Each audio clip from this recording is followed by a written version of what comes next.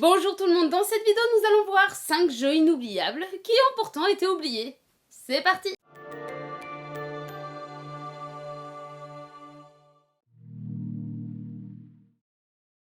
Little King Story est un jeu vidéo développé par Sing et Town Factory. C'est un mélange de simulation de vie et de stratégie en temps réel sorti sur Wii en 2009. Alors que Korobo est en train de jouer avec ses marionnettes, il remarque des rats qu'il décide de poursuivre jusqu'à la forêt. Alors qu'il se retrouve perdu, il trouve une couronne. Il est désormais roi, obtenant ainsi le trône d'Apolko. Il devra donc ainsi assurer dans ses nouvelles responsabilités. Les joueurs doivent donc prendre le rôle d'un jeune roi chargé de développer son petit royaume en une puissante nation. Le gameplay combine des éléments de stratégie en temps réel avec des aspects de simulation de vie, ainsi les joueurs peuvent recruter différents citoyens aux compétences uniques pour accomplir des tâches spécifiques, comme les soldats pour la défense ou encore les fermiers pour la collecte de ressources. Plus vous développez votre royaume, en construisant des bâtiments ou même des infrastructures permettant de découvrir davantage de territoire, votre royaume s'agrandit. À vous de constituer une équipe qui saura répondre à vos ambitions et à chaque situation que vous rencontrerez. L'esthétique visuelle de Little King Story est lumineuse et colorée avec des graphismes qui rappellent des dessins animés et présentent des environnements variés. Avec une durée de vie excellente et une bande-son incroyable, on n'oubliera pas non plus les touches d'humour qui nous accompagnent durant l'aventure. Un très bon jeu qui est passé aux oubliettes et c'est bien dommage. Beaucoup de souvenirs avec ce jeu. Radiant Historia Perfect Chronology est un jeu vidéo de type RPG développé et publié par Atlus, premièrement sur Nintendo DS, mais ensuite sur 3DS avec ce portage justement. Le jeu se déroule sur le continent de Vainqueur, autrefois uni dans un grand empire. Toutefois, l'histoire de Radiant Historia suit Stock, un agent de renseignement spécial dans un monde en proie à la guerre et à une mystérieuse propagation de désertification, où deux nations, Alistel et Granorg, se disputent les derniers territoires fertiles.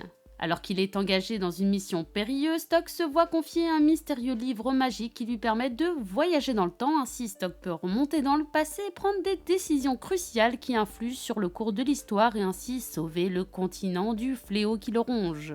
Et c'est ainsi qu'il se retrouvera impliqué dans des conspirations politiques, des conflits entre nations et des mystères liés à la désertification. Mais il n'y a pas que ça.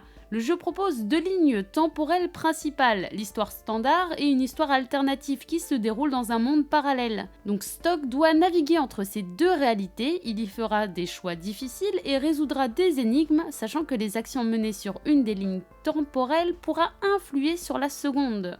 Le jeu propose un système de combat stratégique au tour par tour avec une disposition des ennemis sur un tableau.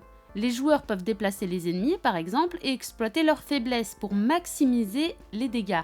L'apprentissage de nouvelles capacités au fur et à mesure du jeu vous permettra d'élaborer de nouvelles stratégies de combat encore plus efficaces. Les mécaniques de jeu sont donc très intéressantes et graphiquement c'est un beau jeu. Son scénario est incroyablement bien écrit avec beaucoup de rebondissements et des intrigues captivantes. Par contre, j'espère que vous maîtrisez l'anglais car malheureusement vous ne le trouverez que dans cette langue, ce qui est un défaut car ce manque de traduction le rend moins immersif.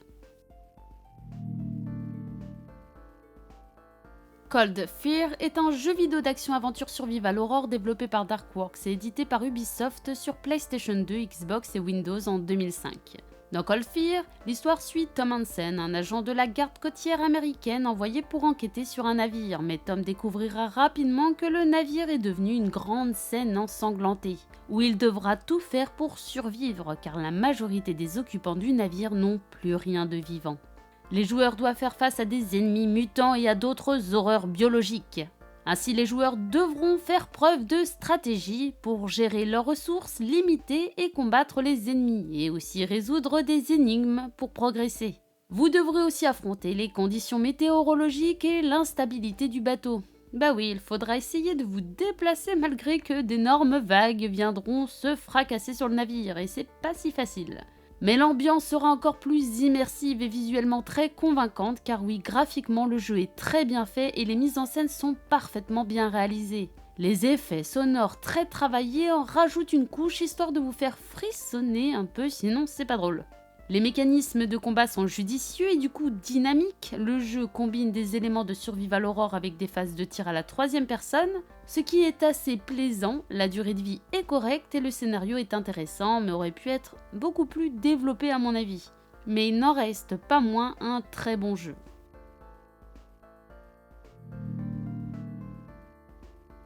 Jet Set Radio Future est un jeu vidéo de roller dont les personnages sont représentés comme des héros de bande dessinée, édité par Sega en 2002 sur Xbox. C'est la suite de Jet Set Radio sortie sur Dreamcast et Game Boy Advance.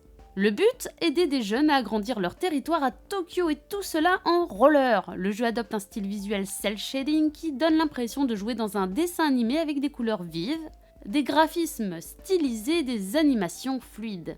Le jeu met l'accent sur le fun, la vitesse, les acrobaties et de faire des graffitis partout où vous pourrez. Car oui, il vous faudra taguer différents éléments de l'environnement urbain. La bande son est juste excellente et sa durée de vie est géniale avec son multi super sympa. Le jeu propose une variété de défis, y compris des courses contre la montre, des affrontements et des missions de collecte d'objets. C'est un super jeu de roller qui, je trouve, a bien vieilli. Moi en tout cas, je l'ai pas oublié. Un jeu qui m'a véritablement marqué. The Mark of Cree est un jeu vidéo d'action-aventure développé par SCO San Diego Studio édité par Sony Computer Entertainment sur PlayStation 2 en 2003. Il a eu une suite qui est plutôt peu connue du nom de Rise of the Kasai. Alors que le sort maléfique de Cree a été brisé il y a longtemps et éparpillé pour éviter qu'il tombe dans les mains de personnes avec des objectifs maléfiques, certains essayent de s'en emparer. On suit l'histoire de Rao, un guerrier doté de compétences impressionnantes au combat qui se retrouve impliqué dans une quête épique lorsqu'une force maléfique menace son peuple et sa terre natale. Guidé par un corbeau mystique, il embarque dans un voyage périlleux pour découvrir la vérité derrière toutes ces menaces.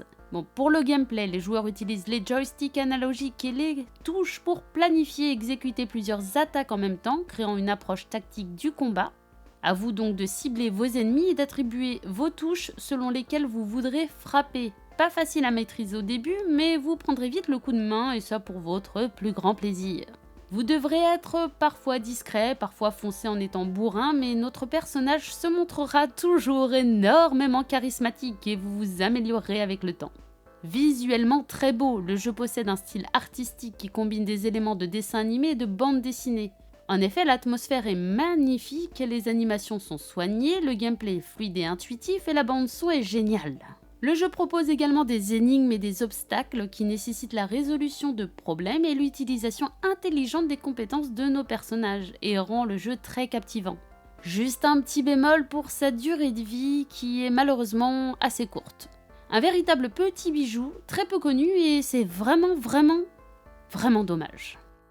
Voilà pour cette vidéo, j'espère que vous l'avez appréciée. Si c'est le cas, n'hésitez pas à mettre un petit pouce bleu, à la partager, à vous abonner. En attendant la prochaine, je vous dis bonne game à tous, bye bye.